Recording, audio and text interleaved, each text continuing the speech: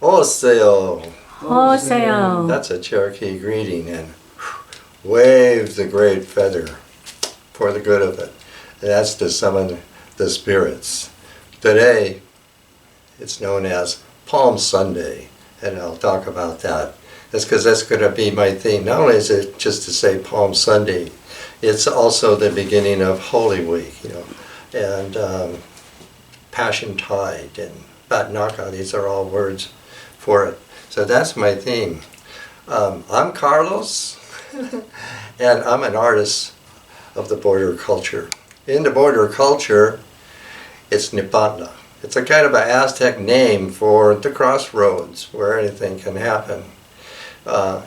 It's a particular space where I can free to create a spirituality and find sources, that are not common there. So that has very much to do with what I'm presenting here.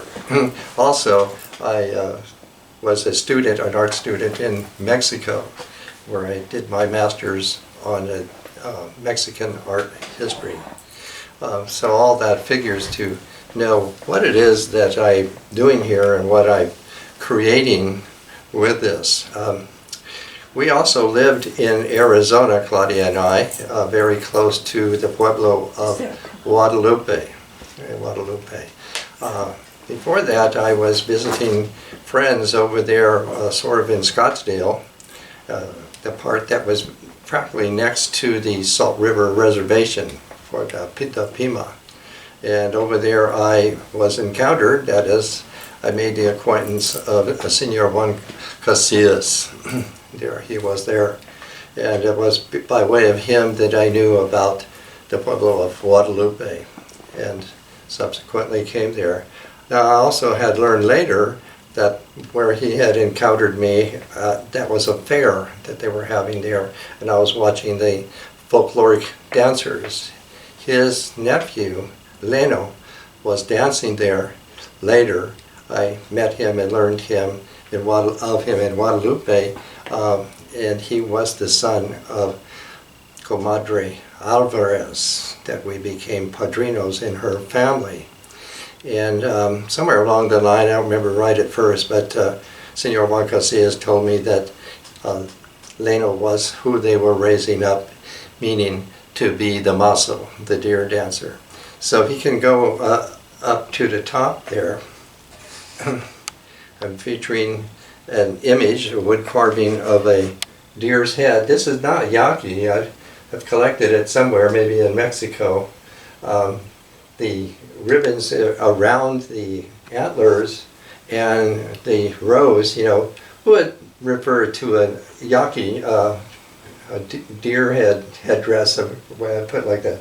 But it is here to say that the deer is very important, very central in the culture we're calling Yaqui. And the name Yaqui, I think has become popular because of the books by Carlos Castaneda that he started out with, a Yaqui way of knowledge. The books are not a Yaqui way of knowledge, but the word Yaqui, spelled and pronounced that way, is what's become popular. And it seems to have also, at the time, produced a rash of pseudo-writings about Yaquis. Probably it's actually the word hayak, or hayaki. It looks like it means to somebody who can speak, hayak. And it's been recorded by the Spanish who were coming in there that they lived along this river that they were calling the Yaqui River. Maybe the river made a sound, maybe that's the way the word has come about. But Yaqui is more closer, and some Yaquis I've heard seem to say it that way instead of the Yaqui, like that. For the Palm Sunday, as we're calling that today, I have a palm frond, if you can see it over there. And I have been speaking earlier of the people out east of here, the Cahuilla, how the palm is very, very ancient and is a nukatam, meaning it is also, a kind of a spiritual being. And we have found that the palm out here in the desert is 3 to 4 million years old. So that'd be very important. The particular occasion why this has become about because of the, I don't know what you call it, tradition, legend, story, like that the Jesus Cristo is coming into the town, the city of Jerusalem, like that. And he's riding on a donkey, a burro. And people are, heralding him and waving or putting down these palms, like that. So that's sort of interesting too. In that, he is termed Melchizedek, and that's a Hebrew, it's actually from a Hebrew from the Melchizedek, the Melchizedek. Interesting, in Arizona, the people there, known as Pima, in their traditions and their, I would say, traditional languages, it was recorded about 100 years ago, Malkai, or I think like the earth makers. Why would that be similar? Because the people there at the, I'm using that word, the Pima, are speakers of the language in Cadiz. It's a kind of Arabic Semitic language. So you find that all around, and also that goes along with the Yaquis as well. But on this particular theme, it also would be the palm in Egypt. In Egypt, the palm branch was used since ancient times. It figures a lot in the Egyptian art that we can retrieve and see. It's a measure of time. It's about time. And so the palm branch was given to the pharaoh at his coronation. That would be like, you're going to have a long reign, may you last for thousands of years. And that at his funeral, then it's given there, as the key to eternity for the pharaoh there. So the way that the palm branch is what we call it, it's rimpet. Rimpet is the Egyptian word for it. Has been very important.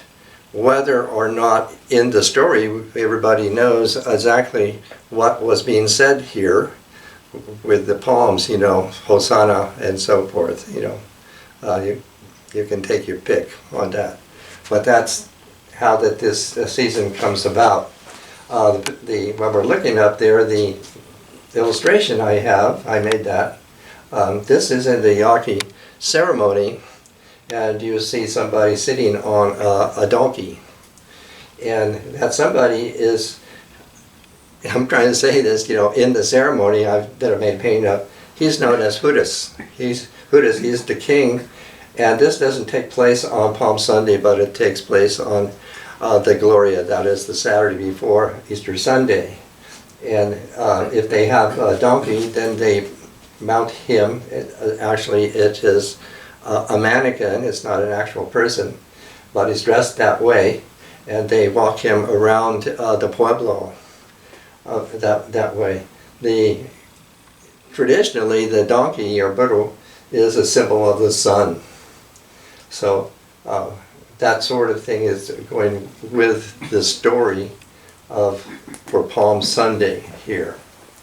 And what I have right down there below it, this is a Guatemala Mayan mask of the rabbit. And from the Aztec, let me just put this together with that, because I really like it. I am the angry rabbit. Behold me, my wrath is terrible. Lock yourselves up. I make sparks fly from my eyes. I go about laughing. I come from the flowering patio. So that's Aztec here. The Yaqui's ceremony does not have any rabbits at this time in it. They revived the coyote, and they have the badger, and they have the raccoon, and of course the deer is central here. But they might have had a rabbit in the past. In the past, the Yaqui culture in the villages in Mexico was very large, very, very large, many, many people in the ceremony. It seems that they were not assaulted at all by the Spaniards. It seemed that the Yaquis got all together and met the Spaniards and was able to incorporate or assimilate things from these Europeans on their own terms. Later, much later, it was the Mexicans that assaulted them and deported them to Yucatan. And so a lot of the Mayan is also in the Yaqui. I mean, there's definitely a correspondence between the Mayans and the Yaquis, and some of the people there in Guadalupe also they have said they are of Mayan ancestry. So we have that. If I go right down below that, this is one of my paintings of Mexico, from Mexico. This is the Señor, El Señor de la Cruz, the Lord of the Cross. And after all of the Easter time is passed and we go into May 3rd, that will be the time, the day, actually, the Dia de la Cruz, for the finding of the Holy Cross. The Holy Cross Day, they will call that, you know. And then if you can just go over to the right there, this is my drawing. We are certainly too early for the Holy Cross Day, but you know, while I'm doing all this together here, on the Holy Cross Day, they have a cross that is attired like a woman. It's a female cross. And this does, you know, have a lot of precedent that goes way, way, way back. And so this is my drawing there with, down below, we call him, you know, a Pharisee. You know, they're dressed all in black. And they have conducted, you know, the whole ceremony here. And I'm not attempting to tell you what all the ceremony is, but to show you my expressions of it. And alongside of the drawing, there is a wooden sword that I myself made in a kind of an imitation of the profusion of swords that the Cotumbre carry, and also at the Day of the Gloria, some of these will be burned up into fire of Buddhists here. Saber. Saber. A saber, yeah, it's a saber here. And where can I go? Well, come over here to this photo here. At one time, a few years ago, the Museum of Man here in Balboa Park, San Diego, somehow you would say, they have an annual fiesta they call, you know, California Indian Days, and somehow I have no idea how they commissioned the Yaquis from Tucson, Arizona, and I was acquainted with some of those individuals. And what happened was that they ended up, the whole troop, staying at our house, which at that time was on the edge of Balboa Park. And altogether there was 16 people. At one time had a photo of everybody all in front of our house. Carmela, he was the chief, and his two sons, and Tito, he was from New Mexico, he was their manager, and most especially Francisco Molino.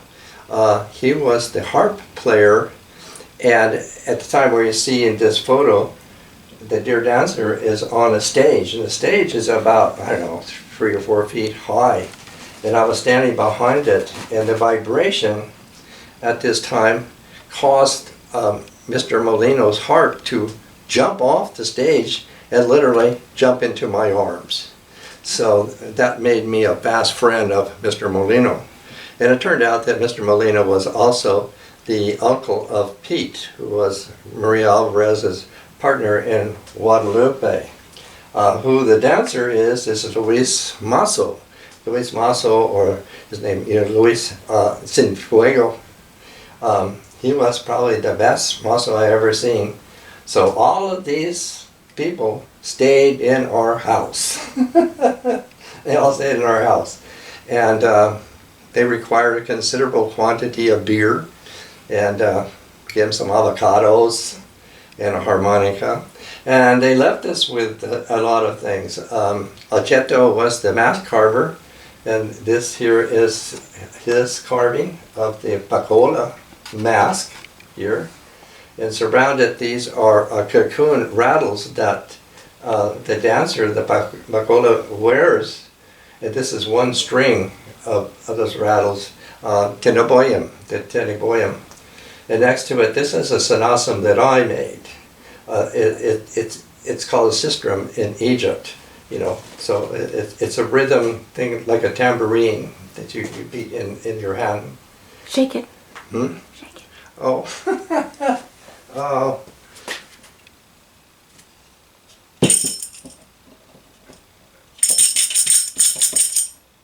Like that. I got it hooked up. And here's my drawing for this ceremonialist called, Pacola or Pascola. His name basically means old man of the fiesta. And he is extremely, extremely ancient. I made a replica of a picture of this man found in Africa. In Africa, it was found in a cave, and the dirt in front of the cave they cleared away and found this painting, made into ancient time, but that's who it is, and it's the dirt in front of it was thousands of years old. So he's kind of the fire. He dances to the fire, so he'd be kind of like the fireman kind of thing. But he certainly is very, very ancient there. And down here, this is a picture of that Comadre Maria. I actually made this whole piece. I present it every year when I can. She made it to remember her by. And there's a picture of her with me. This is at her house. And that here is Claudia and her daughter Anita. And we were the padrinos, they call it godparents of Anita's children there. So that's a very treasured piece, for all of that, Before I get too far,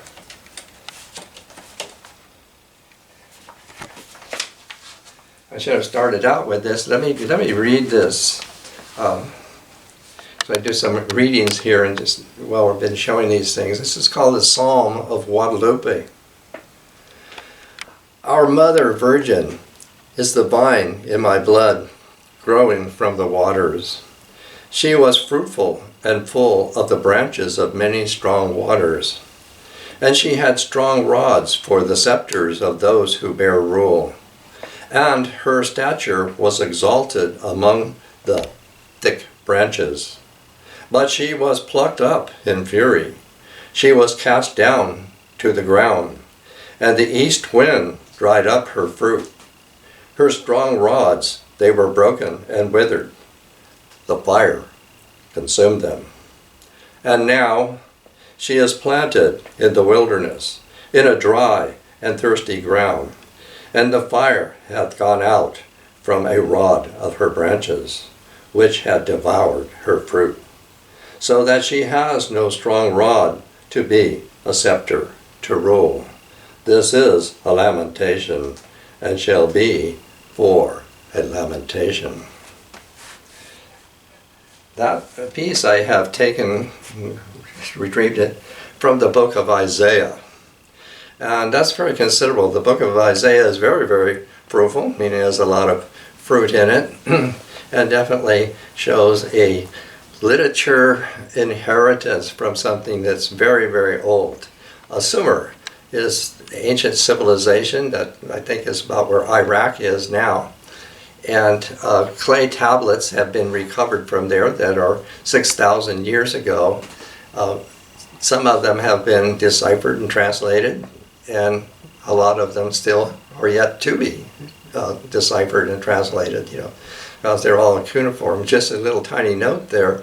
When Chief Joseph was arrested by the army in his attempt to bring his people to Canada, they confiscated from him I've seen a picture of it, a clay tablet written in cuneiform. So how would this man have had that artifact from so long ago? And I don't know if anybody has translated what it said there. So anyway, back to Isaiah. What is evident is that the book of Isaiah shows that it has inherited a literary, we're going to call it a literature DNA, a code of transmission and tradition. And this was coinciding with the same in Egypt. In which you have, looks like, these two civilizations that had their literature, and that this literature was consistently followed, in its tradition, and each had their own evolution. So the items in the book of Isaiah shows a remarkable transmission of an ancient tradition of literature here. So, but that seemed to me to be very much to see the village of Guadalupe in Arizona there. When we first were living there, there was a desert around it.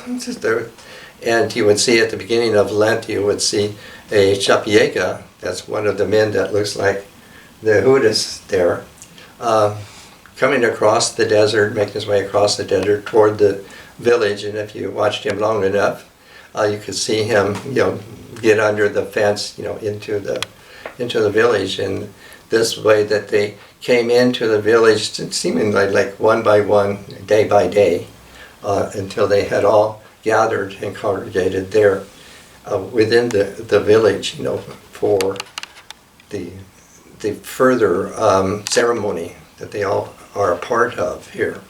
So that's one thing to see there. When I'm talking about Guadalupe, you should look down here. This is from the Mexican store here, but it's a very contemporary image for Guadalupe. So I like that here.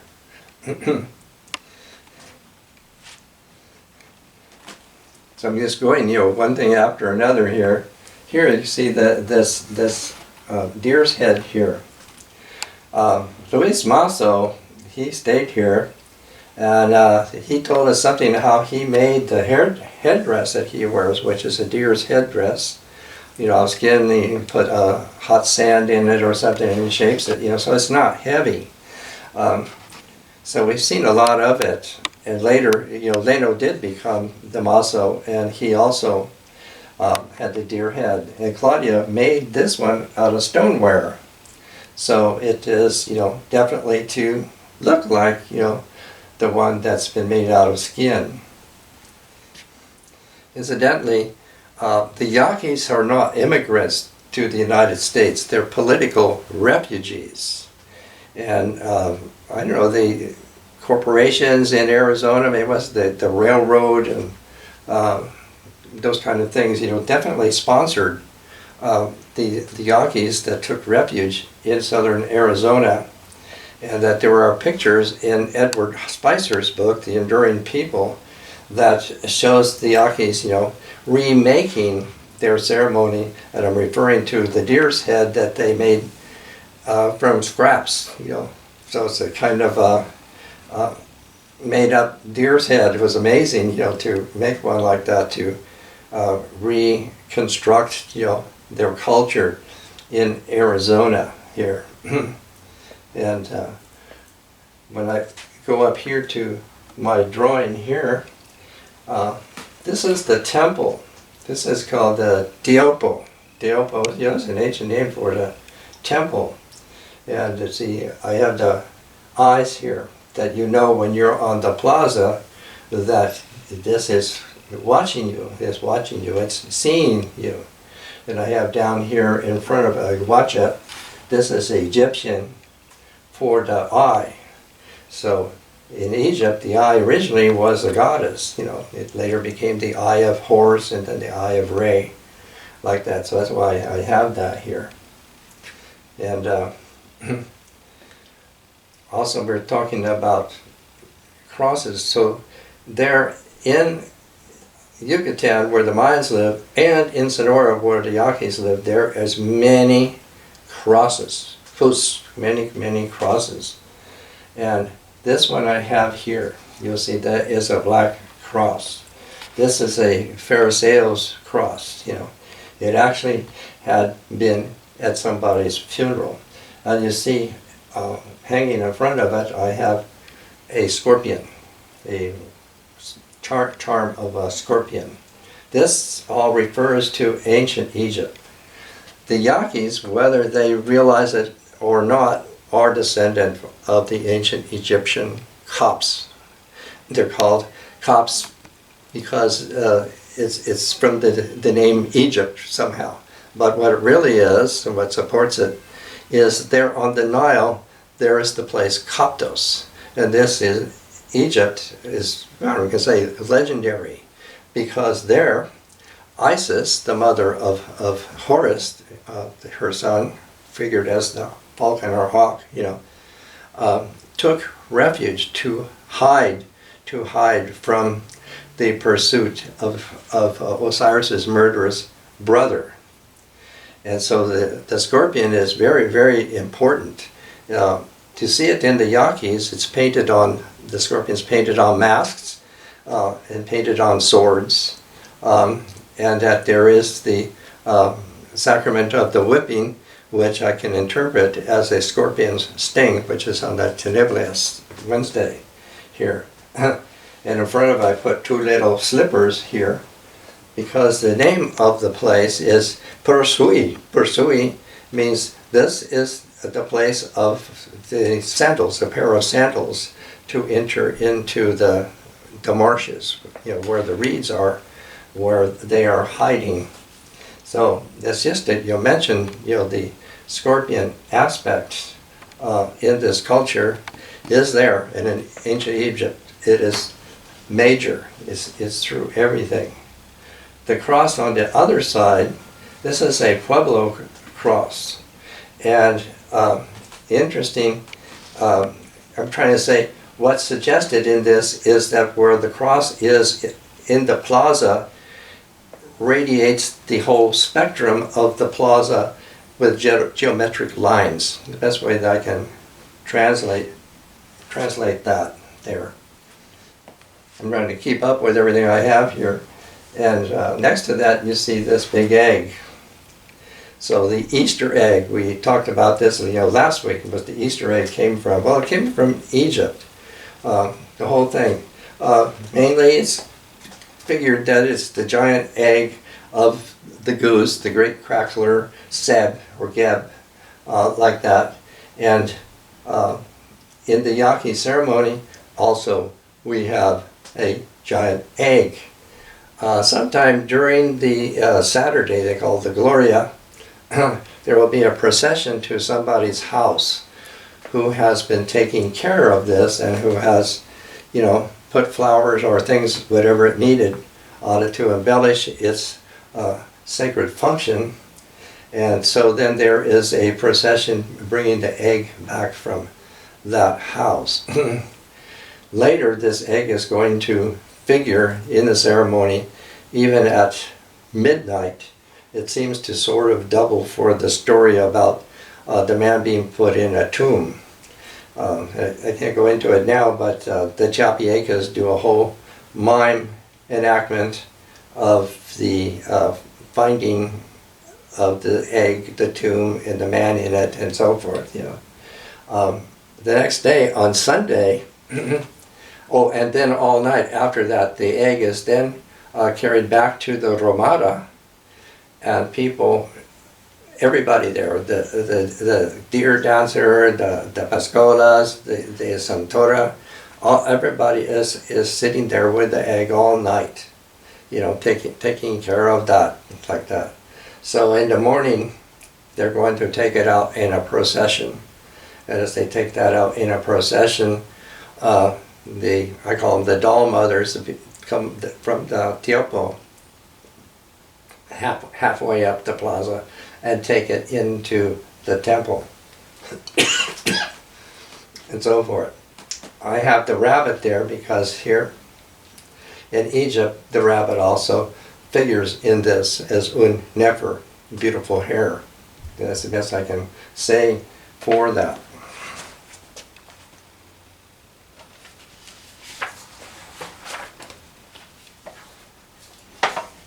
I'm trying to get things in here.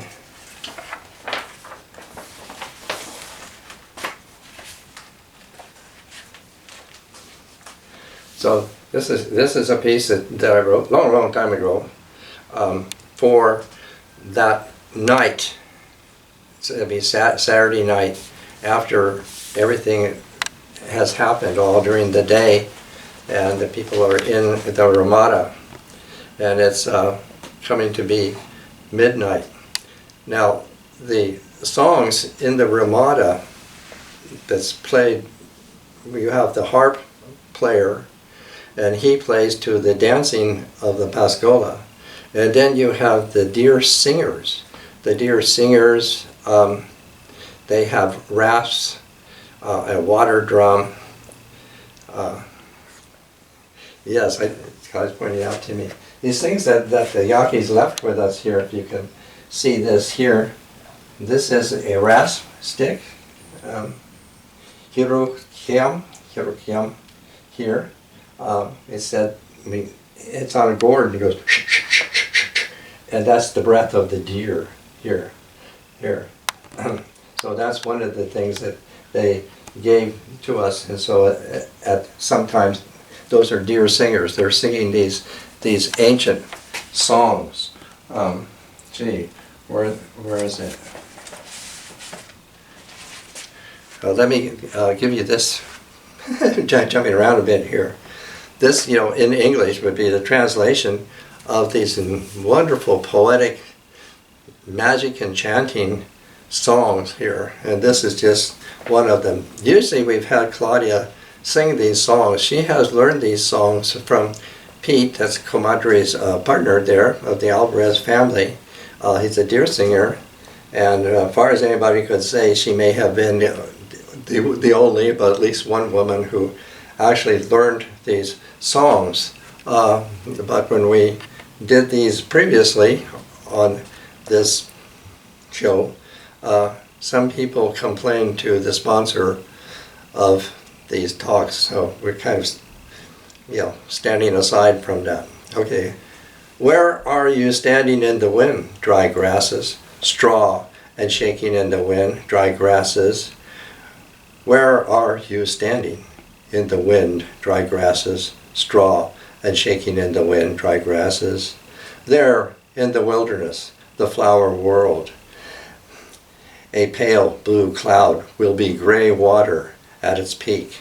The mist will rain down on the flower ground, and shining, reaching bottom where you are only standing in the wind, dry grasses, straw, and shaking in the wind. So thank you for letting me do that here. Now back to midnight in Guadalupe. So the musicians, singers like that, they're doing a sequence of songs, up toward midnight. And then at midnight it's going to change, and it's going to go down the other side. But we're starting here. Medianoche en Guadalupe, cuando es capturado el animal, viva una temporada en el corazón de ello. At just such an hour, the mist walks. El fuego, el viento, the fire and wind move. My body is my tongue of silence. Estoy con I am with the old men watching. Escucha el pascola. Here, he barks clouds in his teeth, waves his moving tongue to wet his mouth opening. Los ciervos, the deer, jostle in the brush.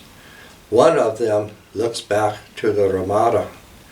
The moon is high now. El Rey is vivo. The king is old. That's when it changes. So everything there gets real excited. The Maso gets real excited, dancing. Everything's really, really going like that. So that's part of it here. All these things are to give you, whoever's watching me here, something of a related experience of this ancient, wonderful culture.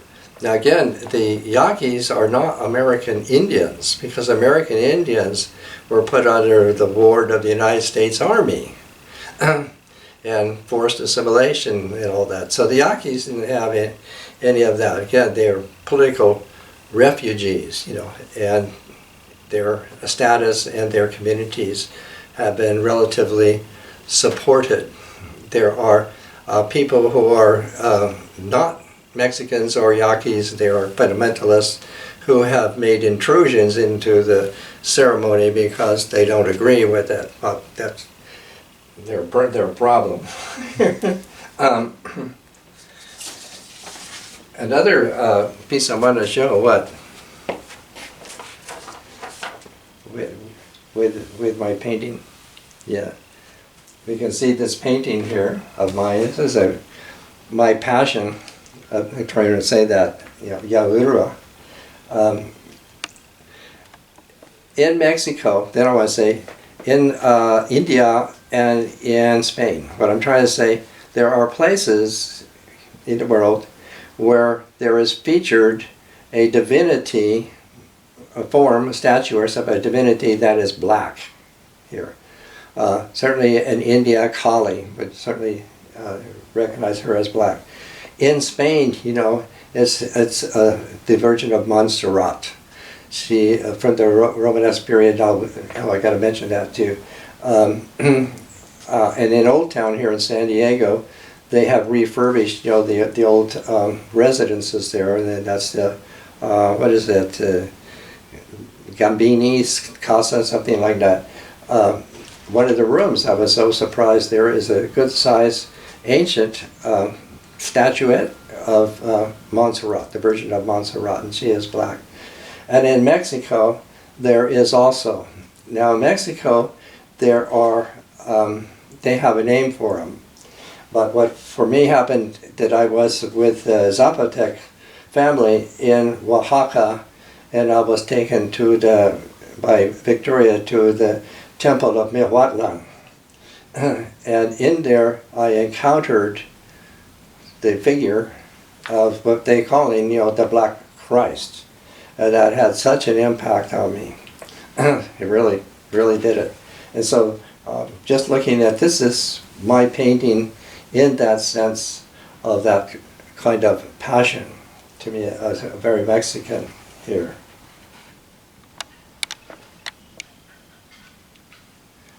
What else am I thinking of here?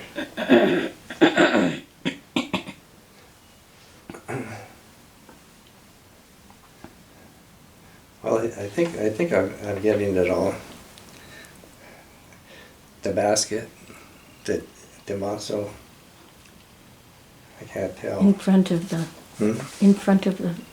foil painting. The little statue. The little statue. This one? Yes. Oh, I just have this one this is Egyptian to reflect the picture here, like that. Oh, yeah, there's one. Go way up there. That's what I was thinking of. That drawing that's behind there. This is a dual meaning. The Society of the Jesuits was because a Basque soldier, that is in Spain, had an apparition. He had an apparition of the Virgin of Montserrat. What happened? Can you see it? And that became the foundation for the Jesuit societies, what I call it. And the Jesuit, I think Father Kino there in southern Arizona, were the major connection to the Yaquis, kind of putting it that way. What I've done is I've taken that theme of Ignatius de Loyola and turned it into a Yaqui figure. This is a Yaqui figure that is, Tito Hiaspi. It kind of like we would say Tito de Yaqui, like that. And you have all kind of episodes, stories that I hear, they would tell about this character, like the Irish would call him Paddy. Why didn't Paddy go to work? So here I had invented his apparition, the apparition of the Virgin. In this theme, we would say the Virgin of Guadalupe here. So that's who I've made a drawing of, a Yaqui folk person for old times. And to my left here, here's a my painting of Coyote wearing a skunk mask.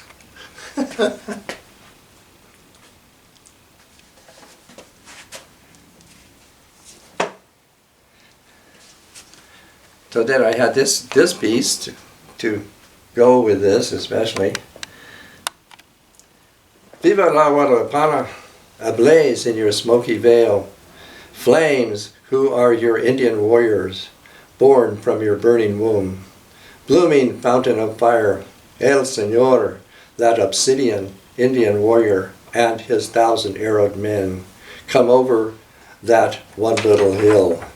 And from this one little hill of the one-horned ones is Salida del Sol, sunrise.